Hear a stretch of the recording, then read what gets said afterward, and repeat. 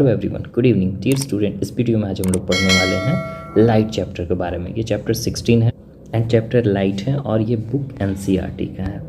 So simply हम इसको समझने वाले हैं। और एक चीज़ और, इसमें हम जैसे कि होता है कि लाइन वाइज पढ़ाना, तो लाइन वाइज ही पढ़ाएंगे। बट इसमें क्या है कि जो चीज़ टॉपिक है हम सिंपली आपको समझा देंगे ताकि उसमें किसी तरह का कोई कन्फ्यूज़न ना रहे। क्योंकि अगर हम लाइन वाइज पढ़ कर पढ़ाएं तो क्या होगा कि वीडियो लॉन्ग चला जाएगा। और आपको ऐसा टेंशन नहीं लेना है कि लाइन वाइज हम नहीं पढ़ा रहे तो आपको ये चीज़ नहीं बताया जाएगा, ऐसा कुछ नहीं। जो टॉपिक हमको छोड़ना रहेगा हम आपको उसको बता कर ही छोड़ेंगे। ऐसे नहीं कि ये टॉपिक छोड़ दिए, आपको नहीं बताया, आपको ऐसा कन्फ्यूज़न रह गया कि ये वाला सर नहीं बताएं क्या था, ऐसा कुछ नहीं होने वाला। तो चलिए वीडियो के साथ बने रहिए, आपको सारा कुछ समझ में आने वाला है। तो डियर, आपको पता है कि हम लोग लाइट चैप्टर पढ़ रहे हैं। तो लाइट मतलब क्या होता है ये बेसिकली सारे लोग को पता होता है, ठीक है। लाइट के थ्रू हम लोग किसी चीज़ को देख पाते हैं। फर्स्टली हम लोग समझ लेते हैं कि लाइट जो होते हैं ना, हमेशा always travel in a straight line, ये हमेशा स्ट्रेट लाइन में ही ट्रैवल करते हैं। जैसे कि आपके घर में बल्ब जलता है, तो बल्ब जो जलता है तो इसका जो रे निकलता है ना, ऐसा नहीं कि ऐसे ऐसे निकलता है, ये एकदम सीधा निकलता है। ऐसा नहीं कि बेंड होता नहीं है लाइट कभी भी। आप एक मोमबत्ती से एक्सपेरिमेंट करोगे, एक पाइप ले लेना, सीधा पाइप, और यहाँ से आप देखना तो आपको लाइट दिखेगा। लेकिन अगर एक बेंड पाइप इस तरह से लोगे और मोमबत्ती को देखोगे तो लाइट ऐसा नहीं कि यहाँ से मुड़ कर यहाँ आ जाएगा, ऐसा नहीं होता है, ठीक है। तो इससे आपको पता चल जाए कि लाइट हमेशा स्ट्रेट लाइन में ट्रैवल करती है। यहाँ पे क्या समझा है हम बता दे रहे हैं कि ये जो लाइट के थ्रू है ना कि हम पूरे वर्ल्ड को देख पाते हैं, ठीक है।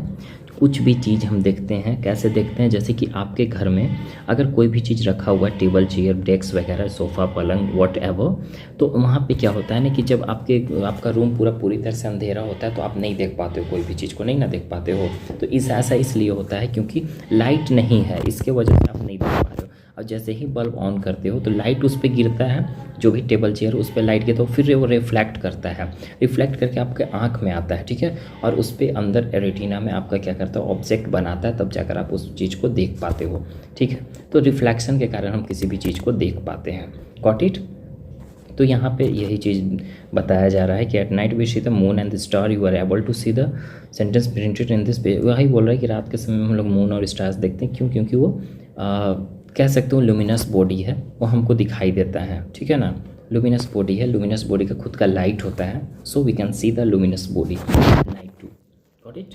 सी here what makes things visible. अब बोलिए किसके कारण कोई भी चीज़ को हम देख पाते हैं। सी ओके, तो यहाँ पे ये कहना क्या चाह रहा है कि आप कभी जैसे कि how we see the various object, हम लोग कैसे, आप कभी सोचे हो कि अलग अलग ऑब्जेक्ट को हम कैसे देख पाते हैं, ठीक है ना। तो यू में say that I see the object, आप कह सकते हो कि आँख के थ्रू हम देख पाते हैं, ऐसा कहोगे ना आंसर। लेकिन ऐसा नहीं कि डार्क अंधेरा में क्या आपका आँख तो है आपके पास, लेकिन डार्क रूम में क्या आप कुछ देख पाते हो? नहीं ना। तो अब यहाँ से तो कन्फ्यूज़ हो गया, तो मेरा आँख नहीं देख पा रहा है रात के समय में। तो आँख अकेले नहीं देख पाता है, उसके साथ कुछ अकम्पनीड क्या देता है, लाइट देता है, तब जाकर वो देख पाता है। अब कैसे देखो यहाँ पे द लाइट क्या होता है कि लाइट निकलता है कोई भी ऑब्जेक्ट के थ्रू, रिफ्लेक्ट करता है, तब जाकर वो उस चीज़ को हम देख पाते हैं, जैसा कि हम फर्स्ट में आपको बताए हुए थे। तो आँख अकेला नहीं देखता, आँख के साथ रिफ्लेक्शन होना जरूरी है लाइट का, तब जाकर हम किसी भी चीज़ को देख पाते हैं। यहाँ पे बोल रहा है कि आप क्लास 7 में पढ़े होंगे, जो पॉलिश्ड चीज़ होते हैं और शाइनी सरफेस होते हैं, जैसे कि वो मिरर के जैसा एक्ट करते हैं ना। कि आपके घर में कोई देखना पॉलिश वाला चीज़ होगा या शाइनी चमकीला चीज़ होगा, तो उसमें क्या होता है कि वो पॉलिश के जैसा मिरर के जैसा रिफ्लेक्ट करता है, मिरर के जैसा एक्ट करता है, आप उसमें अपना फेस देख पाते हो, ठीक है। मिरर जो होता है, mirror change the direction of light that falls on it. Mirror क्या करता है ना कि जो लाइट का डायरेक्शन है, जो भी डायरेक्शन है जो उस पर गिरता है, ठीक है, जो गिरता है उस पर, उसको चेंज करता है, उसका डायरेक्शन को चेंज कर देता है। Can you tell in which direction the light falling on the surface will be reflected. अब यहाँ पे पूछ रहा है क्या आप बता सकते हो कि जो लाइट उस पर गिर रहा है उस सरफेस पे, वो कैसे रिफ्लेक्ट होगा, किस तरीक़ा से। तो चलिए अब इसको देखते हैं कि कैसे उस सरफेस पे गिर रहा है लाइट, तो कैसे उस पर क्या होता है कि रिफ्लेक्ट होता है। लॉज ऑफ रिफ्लेक्शन के बारे में भी पढ़ेंगे हम लोग। यहाँ पे देखिए ये जो आपका दिया हुआ है, ये सब एक्टिविटीज़ दिए हुए हैं, एक्टिविटीज़ आप लोग खुद से पढ़ेंगे, टोटली समझ में आ जाएगा, ऐसा कुछ नहीं है। यहाँ पे बोल रहा है कि अगर मिरर से जब लाइट टकराता है तो जो रे होता है ना लाइट का, वो अनदर डायरेक्शन में रिफ्लेक्ट करता है। अब जैसे कि ये आपके सामने एक मिरर है, ठीक है।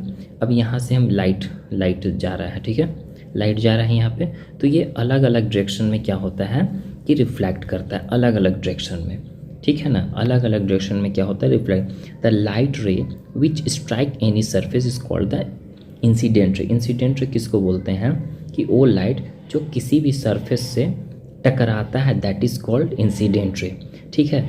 अब वो टकराने के बाद वो जो रिफ्लेक्ट करता है उसको हम लोग रिफ्लेक्टेड रे बोलते हैं। इसको सिंपल वे में हम समझाएंगे, डोंट वरी। अगर थोड़ा बहुत कन्फ्यूज़न हो रही होगी तो आगे और डिटेल में दिया हुआ इंसिडेंट रे और रिफ्लेक्टेड रे के बारे में। अभी हम लोग लॉज ऑफ रिफ्लेक्शन के बारे में देखते हैं, ठीक है। देखो यहाँ पे क्या दिया हुआ बाबू, जो a line showing the position the plane mirror. ये वाला देखो हम आपको सिंपल वे से एक ड्राइंग बनाकर आपको बता देते हैं, ताकि आपको इतना झंझट लेने का ज़रूरत ही नहीं है कि इसमें क्या दिया हुआ है क्या नहीं, सारा कुछ आपको हम बताने वाले हैं। तो देख लीजिए यहाँ पे एक हम यहाँ पे मिरर ड्रॉ किए सिंपल वे से। ये एक मिरर है, ठीक है, ग्लास है, कुछ भी कह लो, ओके। ग्लास में ये नीचे इसलिए ऐसा दिया जाता है कि इससे पता चलता है ये सिंबल है हमारा मिरर का, इसलिए ये नीचे में ऐसा दिया जाता है। तो इसमें भी बहुत लोग कंफ्यूज होते हैं कि क्या है सर, ये कैसा ड्राइंग है। तो ऐसे करके नीचे में जो ये लाइनिंग दिया हुआ रहता है ना, तो ये हमारा क्या है, मिरर का है। अब यहाँ से देखो, यहाँ से एक लाइट जा रहा है, ऐसे रहता है, और बीच में एक लाइन रहता है। तो अब इसका मतलब हम समझाते हैं। इधर से लाइट गया, यहाँ से गिरा, इसको हम लोग इंसिडेंट रे बोलते हैं, ठीक है। हम बस इंसिडेंट रे लिखते हैं। और ये हमारा रिफ्लेक्टेड हो गया, गॉट इट। रे मतलब समझते हो ना कि सन का जो लाइट, जैसे कि बल्ब है तो बल्ब का ये सब जो लाइट निकलता है उसको रे बोलते हैं, ठीक है। तो ये जो यहाँ से लाइट गिर रहा है, जैसे यहाँ से हम टॉर्च जलाते हैं, तो टॉर्च जलाते हैं तो ये हमारा मिरर है, तो मिरर पे लाइट दिए तो ये तो रिफ्लेक्ट करेगा ना, तो इधर भी रिफ्लेक्ट करेगा, जितना लाइट होगा उतना रिफ्लेक्ट करेगा। तो यहाँ से जो लाइट आ रहा है अब इस पे गिर रहा है, इसी को इंसिडेंट रे बोलते हैं। मतलब कि आप अगर दीवार पे टॉर्च जलाते हो तो टॉर्च जलाने के बाद जो आपका ये टॉर्च से लाइट निकल के जा रहा है वॉल पे, वो हमारा इंसिडेंट रे उसको हम लोग बोलेंगे। और फिर अब दीवार से रिफ्लेक्ट करेगा लाइट, कुछ तो करेगा ही, तो जो रिफ्लेक्ट कर रहा है उसको हम लोग रिफ्लेक्टेड रे बोलते हैं। Got it. आई होप कि आपको समझ में आ गया होगा, ठीक है ना। और ये बीच में जो लाइनिंग दिया हुआ है ये एक नॉर्मल खींचा जाता है लाइन, ठीक है, इसको हम लोग नॉर्मल बोलते हैं। बीच में एक लाइन आप सिंपल वैसे खींच सकते हो, जिसका एंगल नापोगे तो 90 डिग्री होगा, ठीक है ना। सिंपल वैसे 90 डिग्री आपको ये पता है, तो बीच में नॉर्मल दे दिए तो ये 90 डिग्री हो गया। यहाँ से रिफ्लेक्ट करता है रे, और ये हमारा क्या है, इंसिडेंट रे। या तो इधर से दो या तो इधर से दो, दोनों तरफ से रिफ्लेक्ट करेगा मिरर पे। मिरर पे तो लाइट तो रिफ्लेक्ट करता ही करता है, ये तो सबको पता ही होगा आप लोग। तो ये जो हमारा रिफ्लेक्शन है, जैसे कि ये मिरर है, यहाँ से लाइट, यहाँ दी है लाइट, यहाँ से जस्ट रिफ्लेक्ट किया, तो ये दोनों के बीच में जहाँ पे रिफ्लेक्टेड रे, ये हमारे इंसिडेंट रे है, ये हमारा रिफ्लेक्टेड रे है। तो इंसिडेंट और रिफ्लेक्टेड रे जहाँ से रिफ्लेक्ट करता है, इसके बीच से एक नॉर्मल लाइन जाता है, इसके बीच से एक लाइन हम लोग खींचते हैं, इसी को हम लोग क्या बोलते हैं, नॉर्मल बोलते हैं। ये हमारा 90 डिग्री का है, इधर और इधर मिला के टोटल कितना हो जाएगा, 180 डिग्री का हो जाएगा, है ना, ठीक है। तो आप यहाँ पे देख लो, फिगर भी बनाया हुआ है। अब एंगल ऑफ इंसिडेंट देखो, इंसिडेंट का भी कुछ एंगल होगा, जैसे कि ये गया, यहाँ से यहाँ गया, यहाँ से यहाँ गया, तो इसका भी कुछ एंगल होगा ना, इसका भी कुछ एंगल होगा। तो एंगल को हम लोग ऐसे डिनोट करते हैं, मैथ्स में भी आप लोग पढ़े होंगे। तो इंसिडेंट को हम लोग आई से डिनोट करते हैं। तो ये हमारा क्या हो गया, इसको एंगल ऑफ इंसिडेंट रे बोलेंगे, और एंगल ऑफ रिफ्लेक्टेड रे इसको बोला जाता है, ठीक है।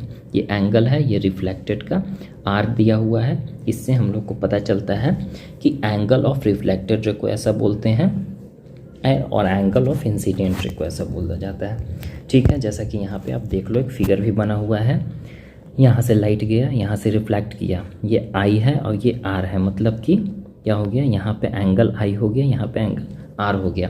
अब आई और आर क्या है, आई मतलब इंसिडेंट और आर मतलब रिफ्लेक्टेड। तो इसका भी यहाँ भी तो कुछ एंगल बना होगा, यहाँ भी बना होगा, यहाँ भी, चारों तरफ एंगल बना होगा। तो यहाँ जो एंगल है तो इसको हम लोग एंगल आई से डिनोट करते हैं, और यहाँ पे एंगल आर से डिनोट करते हैं, स्मॉल आर से ना। तो इससे आपको समझ में आ गया, ये वाला लाइन जो हमारे ये नॉर्मल है। और ये जो आई और आर है ना, तो इससे कंफ्यूज मत होना। अब इंसिडेंट रे है, इतना बड़ा लिखने से अच्छा है कि आई हम लिख देते हैं सिंपल वे से, तो ये एक डिनोट कर देता है। अब कैसे किसी भी चीज़ का यूनिट होता है, अब जैसे कि केजी हम लोग लिखते हैं, तो ये किलोग्राम को हम लोग शॉर्ट फॉर्म में केजी लिखते हैं, तो उसी तरह से इंसिडेंट रे को शॉर्ट फॉर्म में आई लिखा जाता है, रिफ्लेक्टर को शॉर्ट फॉर्म में आर लिखा जाता है, ताकि इससे हम लोग को समझ में आ जाता है। और एक चीज़ और याद रखना कि angle i equal to angle r, मतलब कि जितना एंगल आई होगा ना उतना ही एंगल आर होगा। मतलब अगर ये 30 डिग्री होगा तो ये भी 30 डिग्री होगा, ठीक है ना। यहाँ पे एंगल कुछ आप प्रोटेक्टर से नापना, यहाँ पे भी नापना, दोनों का एंगल जो होगा सेम होगा। तो यही चीज़ को हम लोग लॉज ऑफ रिफ्लेक्शन बोलते हैं, ठीक है। लॉज ऑफ रिफ्लेक्शन, यहाँ पे देखो दोनों के बीच में जो रिलेशन है, एंगल इंसिडेंट रे और एंगल ऑफ रिफ्लेक्शन, दोनों के बीच में रिलेशन है। तो angle of incident is always equal to the angle of reflection, मतलब कि जो इंसिडेंस है ना वो हमेशा रिफ्लेक्शन के इक्वल में ही होगा, अभी जस्ट बताया आपको। तो इसी चीज़ को हम लोग लॉज ऑफ रिफ्लेक्शन बोलते हैं।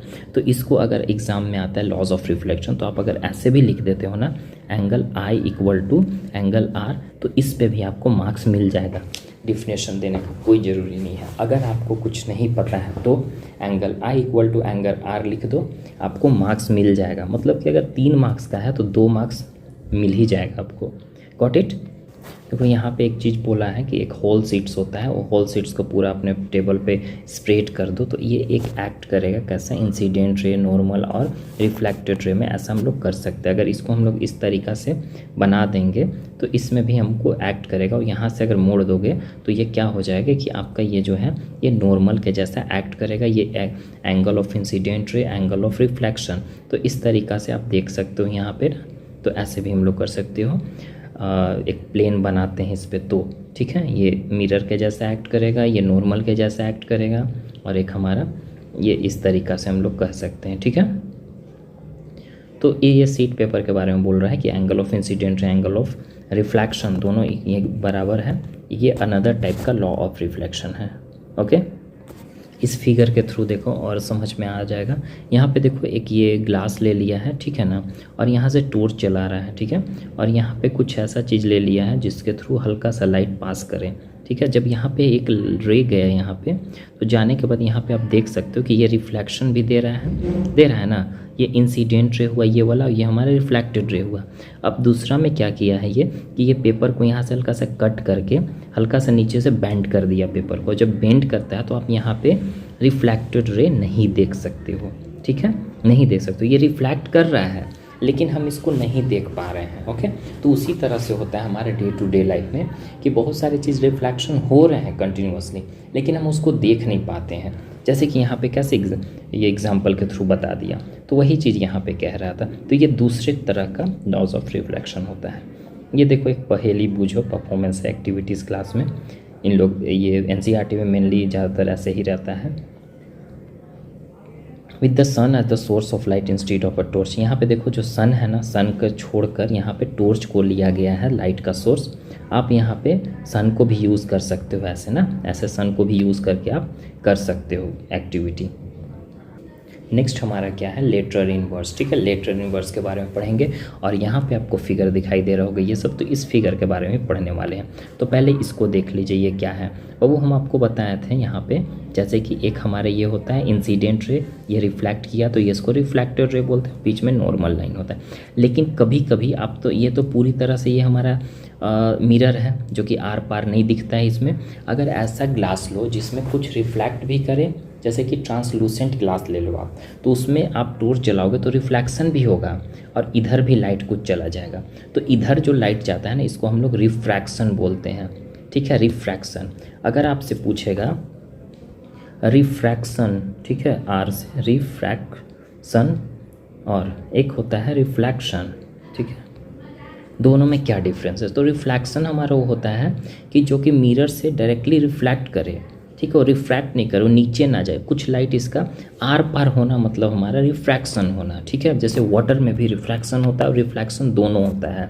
तो ये चीज़ आपको रिफ्लेक्शन, यहाँ पे रिफ्रैक्शन दिखा रहा है, ठीक है। अब देखो यहाँ पे लेटरल इन्वर्स के बारे में पढ़ते हैं। लेटरल इन्वर्स क्या होता है कि आप देखो इमेज कभी आपके मिरर के द्वारा जो बनता है, वो left of the object appear to the right and right object appear to the, आप मिरर के सामने खड़े होते हो, ठीक है, तो आपका जो राइट हैंड है वहाँ पे लेफ़्ट दिखाएगा, दिखाता है ना, आप अभी जाकर खड़ा हो जाओ देखो, और राइट हैंड जो है वहाँ पे आपको लेफ़्ट साइड में दिखाएगा और लेफ़्ट वाला राइट साइड में दिखाएगा, ऐसा होता है ना। उल्टा वहाँ पे इमेज बनता है, मतलब कि उल्टा बनता है, अगर उल्टा नहीं बनेगा तो फिर हम लोग सीधा दिखेंगे ही नहीं, ठीक है, हम लोग वहाँ पे सीधा दिखेंगे ही नहीं। हम अगर मेरे ही जैसा बने तो हमारा पूरा सीधा इमेज बनेगा तो हमारा पीछे बैक साइड पूरा होल दिखेगा, मतलब कि बैक साइड का पीछे पूरा हमारा दिखेगा बॉडी, ठीक है, बैक साइड का। तो ऐसे कैसे होगा, तो फिर उल्टा हो जाएगा ना। तो इसलिए मैं से अगर वहाँ पे राइट की है, राइट है तो लेफ़्ट वहाँ दिखाएगा, लेफ़्ट है तो राइट दिखाएगा, तो इसी चीज़ को लेटरल इन्वर्स बोलते हैं। अब दो टॉपिक हमारा है, रेगुलर और डिफ्यूज्ड रिफ्लेक्शन। ये क्या है, रेगुलर और डिफ्यूज्ड रिफ्लेक्शन क्या है, तो सिंपल वैसे इसको समझ लो, रेगुलर और डिफ्यूज्ड रिफ्रैक्शन किसको बोलते हैं।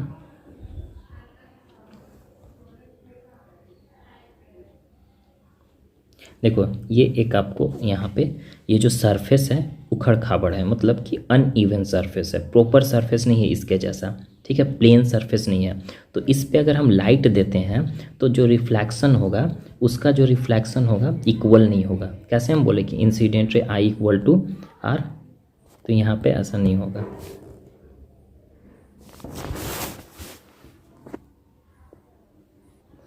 यहाँ पे देखो क्या होता है कि parallel raise incident on the irregular surface.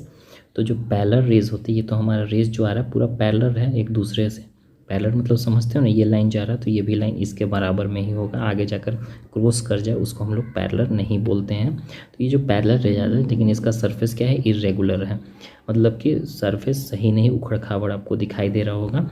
अब इससे क्या होता है कि जो रिफ्लेक्ट करेगा रेस, देखो कभी कोई इधर चला जाए, कोई इधर, कोई इधर, कोई इधर, तो इससे आपको समझ में आ रहा होगा कि अभी हम लोग देखें कि एंगल ऑफ इंसिडेंट रे और एंगल ऑफ रिफ्लेक्शन ये आई इक्वल टू आर होता है ना, तो इसी को लॉस ऑफ रिफ्लेक्शन। तो इसका ये कारण नहीं, इसका मतलब ये नहीं हुआ कि ये फेल कर जा रहा है, वो जो हम लोग फार्मूला देखे वो फेल कर जा रहा है, ऐसा नहीं, ये सिर्फ किसके कारण हो रहा है, सरफेस के कारण, क्योंकि सरफेस वहाँ पे है, पैरेलल नहीं है, उखड़ खाबड़ है, इरेगुलर सरफेस है, इसी को हम लोग इरेगुलर और डिफ्यूज्ड रिफ्लेक्शन बोलते हैं ना, इसी को हम लोग इरेगुलर और डिफ्यूज रिफ्लेक्शन बोलते हैं। तो फर्स्ट में हम लोग डिफ्यूज रिफ्लेक्शन के बारे में पढ़ लिए। डिफ्यूज रिफ्लेक्शन को इरेगुलर भी बोलते हैं, मतलब कि अगर आपका सरफेस ऐसा है तो इस पर लाइट पैरेलल रेज डालोगे तो इसका जो रिफ्लेक्शन होगा इधर उधर चला जाएगा, मतलब कि इरेगुलर बनेगा, रेगुलर नहीं बनेगा।